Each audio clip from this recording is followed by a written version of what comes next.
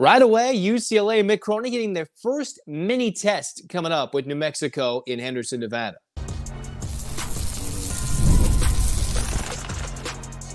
You are Locked On UCLA, your daily podcast on the UCLA Bruins. Part of the Locked On Podcast Network, your team every day.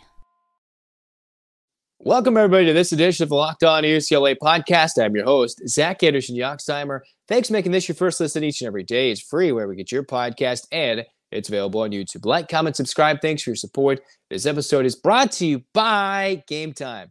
Download the app, create an account, and use the code LOCKEDONCollege for $20 off your first purchase. Terms apply. And where we get started today is UCLA men's basketball coming off the thrashing of Rider, getting one of their first early tests against New Mexico, right? And this, I'm not sure if it's much about New Mexico because the Bruins have not played New Mexico since 1997 in the J.R. Wooden Classic back in Anaheim, right? That was a long time ago.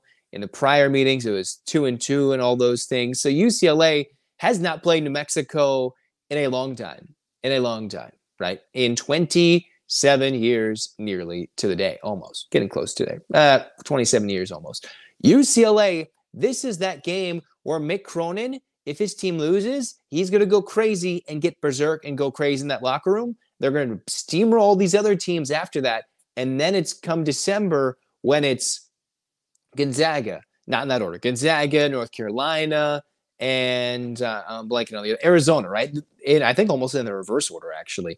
You play those teams, that's when UCLA is going to learn a lot about themselves when they play those three teams that are in the top 10 in a 2-week span, 3 games and four scheduled matchups against top 10 teams. New Mexico's kind of like that. All right, this team is going to be better than Rider, but UCLA is on a neutral floor, gets away from home, and see how the Bruins travel. Because UCLA, the way Mick Cronin did it in the non-conference, is not traveling that much. Other than that trip to New York, this team is not going to go far. So I want to learn, and I want to see where Mick Cronin is going to go with the starting lineup. He keeps teasing, like I think maybe William Kyle III might get in the starting lineup at some point.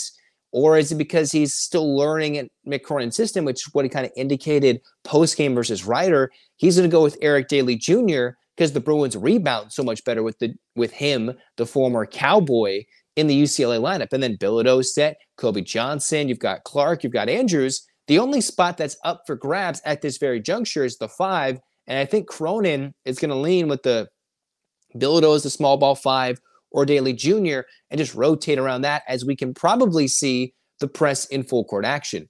But I am curious. That's why one mini little thing I want to look for is what is UCLA going to do with the starting lineup? 2, what do the rotations look like? Will it be a full 11-man lineup with 10 or more minutes sprinkled to nearly everybody? Or since it probably won't be a 35-point blowout, is this going to be a 7-8-man rotation? But Cronin even said himself, you look at this lineup, there is no backups. There are no backups. I just wonder how long UCLA is going to ride without Dominic Harris as an integral part of this lineup, because you see what UCLA used in the first game of the season, opening night. Dominic Harris didn't come in until 25 minutes or until the lead was a 25-point lead in the second half. All right, in the second half. What UCLA needs to do in this game is to win this by 15-20 to ease any concerns. Of course, a lot of eyes will be shifting back and forth between the Rose Bowl. This is how I envision that Friday night going, right? The 6 p.m. kick against Iowa, the 8 p.m., probably 8:05, 8:10 tip, national TV works in Henderson. I envision a decent crowd in the Rose Bowl, and every UCLA fan is going to have their phones out watching the basketball game. I guarantee it. I guarantee it. Every person who is not at the basketball game or at home trying to dual screen it at the football game will be having the basketball game on their phone. If the game is not close, I think most UCLA fans, I think most people will go home and watch the basketball game. I think UCLA has a better chance against Iowa than it to be a blowout and deserves a crowd that sticks through all 4 quarters, and we rush home afterwards to catch maybe the tail end of that UCLA basketball game. But I think this is but that first miniature test Mick Cronin has lined up for his Bruins. UCLA, I want to see some of these shooters go off against New Mexico, right? This isn't like a full debrief, but this is what I want to see. Starting lineup, I want to see Sky Clark go off. If Dominic Harris has earned his time, then I'd like to see how much of a weapon he can be offensively, as much as he's been touted. It's funny because I've seen how he can change the game, how the coaches have quoted. But I remember it was the assistant coach that came out and said that after the scrimmage, the inter-squad scrimmage, and not so much of Mick Cronin, or how much is it the lack of defense? I'm not entirely sure. But Cronin, I think, said 42 to 52 deflections. Every player on the floor had a deflection. So if you don't play good enough defense, you're not going to get on the floor. But I want to see improved shooting numbers. One from Clark, who has much better shooting numbers than he displayed in game one. I want to see more timely jump shots taken from behind the arc between Andrews and Bilodeau that just don't waste everything, right? They missed some open threes. UCLA could have hit 12, 13 threes, and they didn't do that once last year. Not once. Showing the capability of this team to score 80 to 90 on any given night. That's how good this team is offensively. They can struggle early and still put up 90 from their defense, in transition scoring, and then offense. Next, we'll talk a little bit about the defense and more of this UCLA-New Mexico matchup.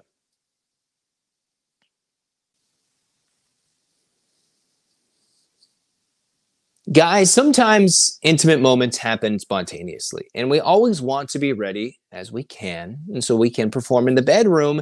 Hims provides access to treatments that can help you stay hard and last longer, and giving you that boost of confidence so you can be ready whenever the mood strikes, right? Because Hims is changing men's healthcare, providing you with the access to affordable sexual health treatments from the comfort of your couch. No insurance is needed, and just one low price covers everything from treatments to ongoing care. Start your free online visit today at hims.com/lockedon. That's HIMS.com/lockedon for your personalized ED treatment options. hims.com/lockedon. The product mentioned are chewable compounded products which are not approved by or verified for safety or effectiveness by the FDA. Prescriptions require an online consultation with a healthcare provider who will determine if appropriate. Restrictions apply. See website for details and important safety information. Subscription required. Price varies based on product and subscription plan. Get ready to tackle the NFL with FanDuel, America's #1 sports book, because right now new customers can bet $5 and get $150 in bonus bets if you win. The FanDuel Sportsbook app gives you everything you need to place live bets on the NFL all in one place in the palm of your hand. And check it out. If you got the hunch in the middle of the game, you can check out latest stats, view live play-by-play, and so much more on the same page where you place your live bets. Again, it's FanDuel.com to join today. You can get started with $150 in bonus bets if you win your first $5 bet. That's FanDuel.com. Never waste a hunch and make every moment more with FanDuel, an official sportsbook partner of the NFL.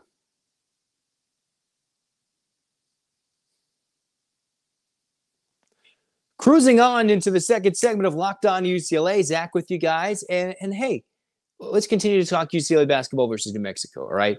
This is a New Mexico team that plays in a tough conference, probably a little bitter about how the Mountain West Conference is split up basketball-wise, because that conference has gotten a lot worse. That was a conference last year that got 6 bids to the tournament. Now, each year there's roster turnover, like UCLA, having 6 newcomers, right? 6 transfers, 8 newcomers, right? With the transfers, the freshmen, everything, right? At some point, I talk late, I talk early in the morning.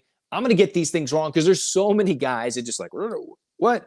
Okay, so there's turnover from year to year. I want to see UCLA and how much they pick up full court versus New Mexico for how long. How much does Mick Cronin ride his guards for short spurts between the Andrews, the Clarks, the Macks, who did play with Sky Clark? I didn't think that was the case. I didn't think we'd see a Mack and Sky Clark combination on the court. Of course, Mick Cronin knows much better, is much smarter than I am when it comes to basketball combinations, and it's probably easier to tinker with it earlier in the season in a game against Ryder. And foul trouble played a bit, and when Mack's the 6th man, Cronin has named the role for Mack. It is the super 6th man. That is what he's going to aim for in this Big Ten inaugural year, to be that 6th man of the year. Then we might see more Clark-Mack combinations where I didn't necessarily think that would work if they would be competing for time. But obviously, Andrews might, go through some foul trouble or something, poor shooting in a game. They will have to rotate and figure it out. If Cronin doesn't want to lean hard on the freshman Trent Perry, circling back, Let's see how much Cronin traps. He came out and said, I don't want to run the score up against Ryder. But the funny thing is, because those three guys are planning to redshirt or redshirting, Eric Freeney, Brandon Williams, Devin Williams, with Eric Freeney, I guess, apparently to Mick Cronin on the fence of redshirting, which makes me wonder if he's close to cracking that lineup, that end of game lineup, but doesn't want to burn his athletic playing year for minimal time. But those three guys redshirting and how deep this UCLA roster is, that means starting capable players are going to be in there and wanting to play late and running up, maybe not running up the score, but they'll be taking threes with a minute left because they got to shoot and they want to get points, not for personal pride, not to run up the score, because they need to play the game. And right, if you're playing a pickup game, you got to score to end the game. So you got to go run up the score. You're playing a league game, unless you're up ridiculously a lot against the terrible team. That's not what UCLA kind of went up against Ryder or what they're going to go up against New Mexico. I want to see what UCLA trots out starting five to closing five. And yes, I want UCLA to kick some butt, but it would be intriguing to see where Mick Cronin goes in this game if UCLA trails early against San Diego State in that supposed scrimmage, even though Cronin said he wasn't trying to win. The numbers don't lie. They said UCLA led for close to 31 minutes before eventually a late run from San Diego State pulled away against UCLA. They led the majority against South State LA, despite pulling away later. And then they led the entirety of the game against Ryder, where they did not trail. You could argue Cal State LA actually gave UCLA a better game than Ryder. UCLA, I want them to win by 25, look like world beaters. But if they don't, I am intrigued to see if New Mexico can come out, punch them in the face, punch them in the mouth, come up with, as my family always says, basketball is a game of runs. Maybe you say that in your family too. Maybe you just know that. The ebbs and flow of a basketball game. Basketball is a game of runs. So I'd like to see UCLA, not to reverse jinx it, but what if they get down 7 points early? How are they going to respond? If they're down 7 points and all of a sudden they go on a 14-0 run, that's going to tell you how good this UCLA team is. If they're down 7, a couple minutes in, maybe to that first media timeout, Cronin gets a yelling to them. They force 3 steals, hit a couple of threes, and they're at 14-7. That'll tell you this team is loaded, that they can turn over a 7-point deficit into a 7-point lead in the blink of an eye. Last year's team would struggle if they're down 7. Like if they're down 7, dude, that's like 15. This year's team, with the firepower, the defensive capabilities, I want to see what it looks like when they play from behind a little bit. Now they should win. They're obviously going to be favored on a neutral site. I do think UCLA wins this game by 10 or more points. I'll look a little more into it, but I want to see, obviously the big question is starting 5, closing 5 in a close game will be interesting to note. How UCLA responds to playing a better team if they're down early, if they struggle like they did against Ryder offensively, and how does Cronin strategize defensively? Is it in your face, pressing, trapping the entire game? Is it hybrid, mixing up defenses? What does he do? Does he have 5 different defensive matrices? Where does he go? Those are things I'm trying to figure out for Cronin as he mixes and matches in the early stages prior to those big 3 games in December and prior to those early Big Ten games in early December. November is all about UCLA getting through the month undefeated and winning every game by double digits, unless there's a scare against a mid-major or a scare against New Mexico, which I hope is not the case. Although it'd be entertaining, and we'll talk about it afterwards on this Locked On UCLA podcast and probably post it Saturday morning. All right. Next up, let's go into a quick look at the UCLA football game, homecoming night against Iowa.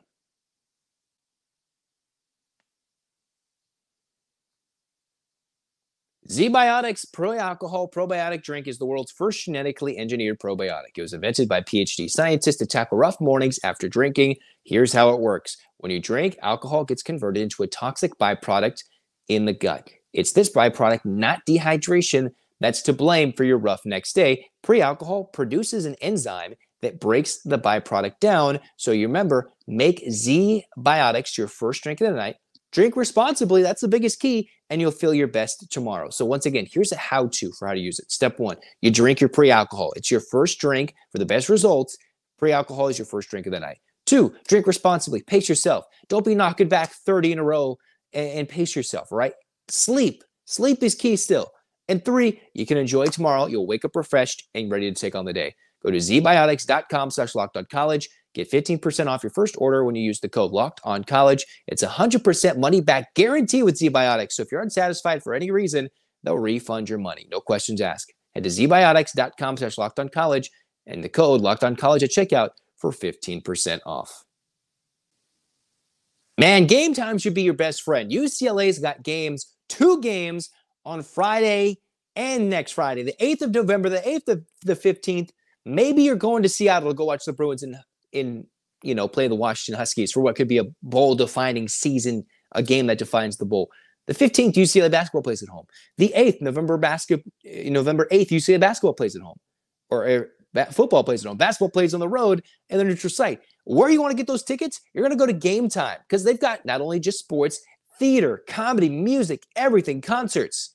You check it out with Game Time picks that filters out the fluff. And if you're getting the right place, you're going the right spot on Game Time. You got zone deals, which help me save big on one of the biggest lifetime events I wanted to go to as a huge sports fan. It chopped down that price significantly compared to the rest.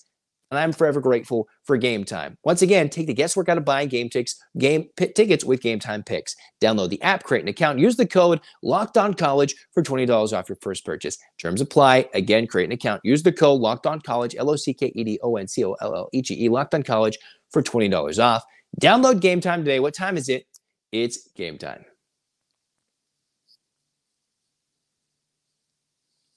Cruising on here in Locked On UCLA. Zach talk with you guys. Third segment of the pod.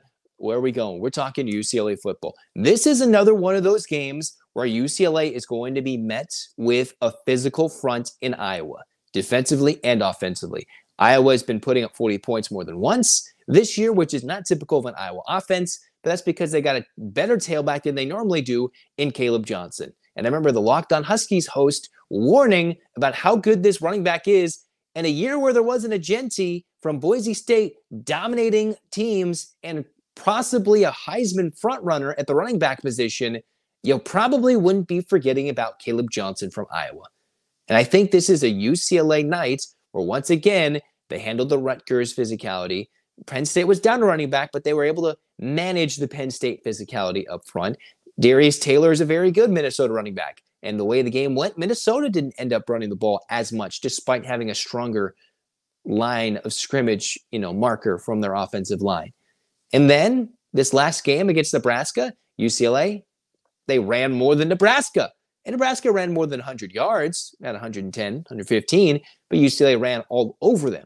So the big key for UCLA's success is, can they keep it close to Iowa's rushing numbers at the end of the game? If UCLA is getting outrushed 189-75, unless Garbers has a spectacular day, I think UCLA would lose that game. If Caleb Johnson and the Hawkeyes are running for close to 200 yards and the Bruins aren't running in a close game close to 100, if not surpassing that 100-yard total for the second week in a row, then I don't think UCLA wins this game. If that happens, this is where the defensive front, where Kaka Malloy can get creative, where you've got all the rotations on the D-line, where Femi Oladejo has been growing his role as an edge rusher, where Kane Medrano, Carson Schlesinger come in, and a well-timed run blitz can hopefully stop the Iowa Hawkeyes. But they have looked different. We'll see which quarterback is healthy and ready to go going into the week, going into that short week, mind you, travel for Iowa, which unfortunately UCLA fans, you're going to have to hear it in the Rose Bowl. There's going to be a loud, strong contingent of Hawkeye fans in a big number at the Rose Bowl. And it just is. We'll see too much Iowa black and gold. I don't want to see it, but we will. So hopefully with UCLA rocking those baby powder blues, the old school uniforms for homecoming, we better show up and cheer on this team that is competing. Yes, I'm saying it. They are competing. They're not outside. They are competing for a bowl berth. A win makes it a lot more realistic if you beat Iowa, because then UCLA can win 2 of their next 3 games to make a bowl. If they lose against Iowa, it's not done, but that's 3 wins needed in a row for UCLA to qualify from the 6-win marker. All right, I'm not sure if there's going to be any team short of bowl eligibility, but UCLA really wants to win this game. Hopefully there's a big crowd. The uniform is going to be looking sweet, and the physicality, again, will be tested by this UCLA defense that has kind of kept up the same thing as last year, as a semi-decent run defense. Last year's team was more dominant, or looked more dominant past the eye test, But statistically, this team has held up its own against some very physical foes. Other than maybe Oregon, who's number 1 in the country and probably getting out-muscled by Indiana, UCLA has held its own against the run. While some of those teams like to pass the ball or they get 3rd and long and throw it around the field, that's where the UCLA pass rush struggles. UCLA's physicality up front will make or break this win for UCLA against Iowa and make or break potentially Deshaun Foster's team getting to a bowl in year 1 of the Foss era. And I'm excited. So get your hands up, Bruins fans. 8 clap time, baby. And 1, 2, 3, 4, 5, 6, 7, 8. UCLA. UCLA, fight, fight, fight. This has been Locked On UCLA. Zach signing off. Go Bruins.